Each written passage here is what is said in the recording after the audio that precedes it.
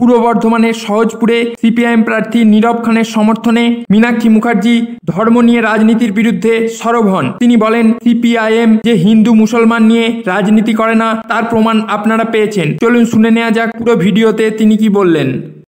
যে পার্টিটা মুসলমানদের জন্য, হ্যাঁ ওরা বলে মুসলমানদের জন্য, ওরা, তাই আমাদেরকে এই কথা বলতে হচ্ছে।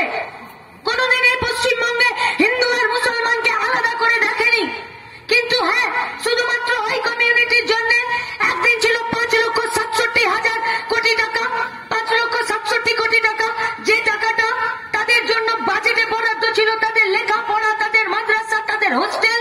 যেদিনকে বামফ্রন্ট সরকারটা চলে গেল আর তৃণমূল কংগ্রেসের সরকারটা এলো, সেদিনকে সেই টাকাটা বেড়ে গিয়ে 610 কোটি টাকাতে চলে গেল, আর সেখানে মাদ্রাসা তৈরি হলো।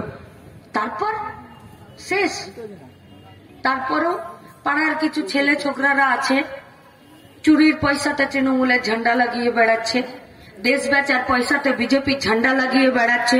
আর কেউ যদি ডেকে বলে দিচ্ছে যে হ্যাঁ রে আজকে কোন নেতার পিছনে আছিস, বললো দাঁড়াও ব্রাশটা করে নেই, রাতে অন্য পার্টি ছিলাম এখন কোন পার্টি ভুলে যাচ্ছি।